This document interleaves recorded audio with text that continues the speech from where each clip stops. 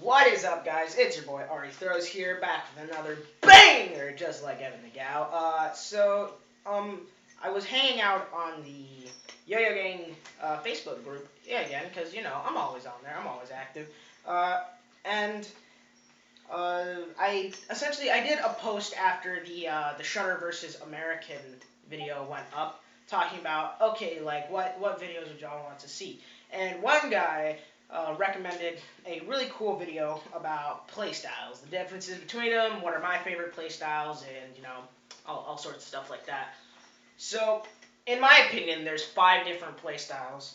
Those playstyles being speed, yeah, stuff that's really simple but really easy to make go fast. Tech. Um, there's laceration styles, which I tend to suffer at because I suck.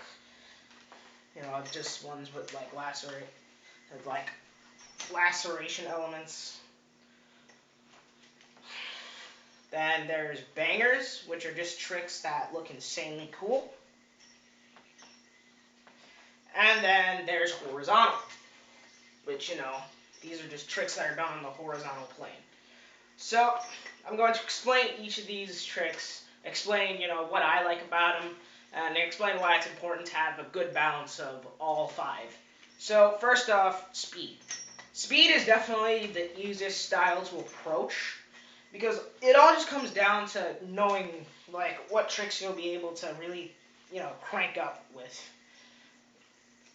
Usually, you'll be doing tricks in the sub-mount, right here. This is the sub-mount.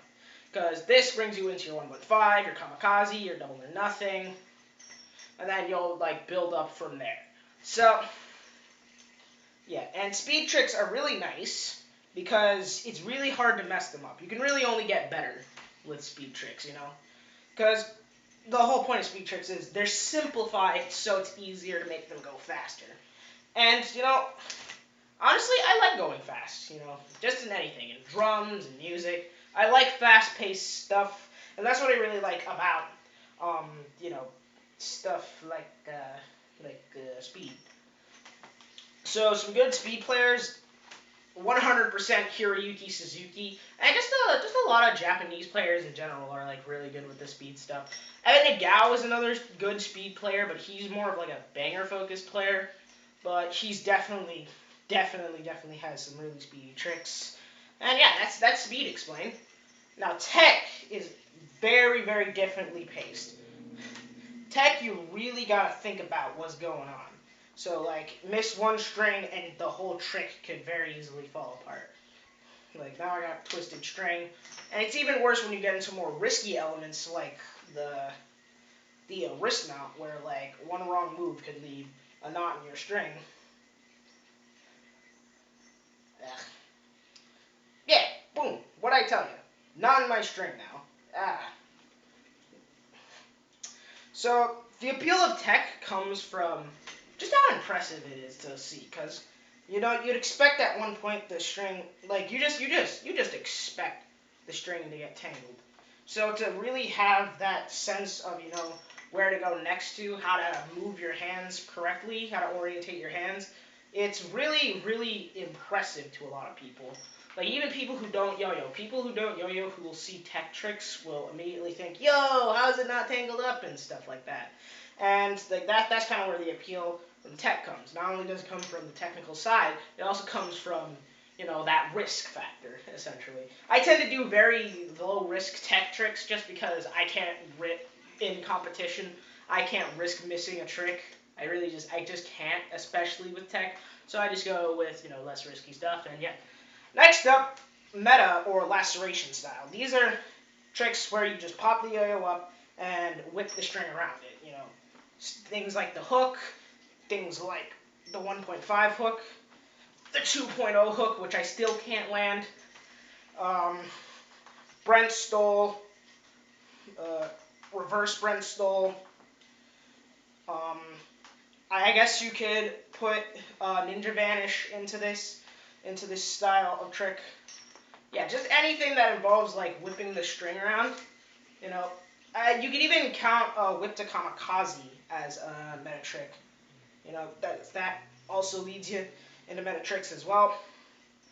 This style of trick has essentially become the norm for a lot of modern players, just because it scores so well and it allows for pretty much limitless creativity. Like, it's definitely one of the most creative styles, I guess I could say, for meta. Because it really just comes down to how well you know how to manipulate a string. If you could, like, it all comes down to knowing where your rejections are, where the string is, how the string is placed. It's truly, like, a really cool style. And I think the player that really popularized the use of this style was definitely Andrew Bergen. Because in 2017, he was doing, like, really, really insane meta tricks like that no one was doing. No one was even thinking of, doing tricks where like strings go like this, and now it's become the norm. So yeah, even if he did only make second place that year, it's still insane how he was able to, take this, before and like really lesser known style of trick and essentially turn it into the meta. Because that's what meta essentially means. It means most effective tactic available. It comes from video games and stuff like that. That's how you know I'm a nerd. But yeah, that's meta tricks. So next up is bangers. Now, there's really not something that constitutes a banger. It's really just any trick that looks insanely cool. So for example, my signature banger is my neck laceration trick. Just like that. I do not always land it. That's another thing. Bangers tend to be insanely risky. Like, it's very easy to miss a banger. So, I guess a couple good bangers would be Connor Seal's Neck Stole. Pretty much just Evan Nagao in general. He's got so many cool bangers. And, like, I've been trying to learn them. I've been trying to learn that rolling on the floor, like, rail combo, where it's just kind of like, and it's shit like that. Like, I've been trying to learn all that stuff. And, yeah, that's really all there is to a banger. It's just something that can really get a crowd loud. And, yeah. Pretty much any trick can fall into a banger. Like, meta tricks, like one of Evan's signature bangers is literally just a laceration combo, but the way he presents it is just insanely cool. And, I think one really awesome banger that, off the top of my head, is Gentry Stein's behind the leg horizontal combo that he did at the 2012 Worlds. That was really, really cool. Like, that's something I've been trying to learn too. Like, behind the leg. I can kind of get it. I got it into an undermount, I just didn't bind. But, yeah. So, time for the last style, horizontal. Now, horizontal is just any trick in which the yo-yo is spinning on the x-axis. So, horizontal's, like, appeal comes from, again, just how risky it is. Jesus. Because, for example, you could potentially hit your laptop. Yeah, but horizontal is fun because of how fast-paced it is. You really gotta crank that, because if you're not constantly moving, the trick's just straight up not gonna work. It's not happening if you aren't constantly moving, and that's what's so appealing to it. And this is another one of my favorite styles, because there's not a lot of people who like to do horizontal combos, simply because of just how scary it is to learn. Crap. Right now, I can't do any of them. I gotta focus. And that's another thing. This style requires a lot of focus. Ooh, that was spicy. So, yeah.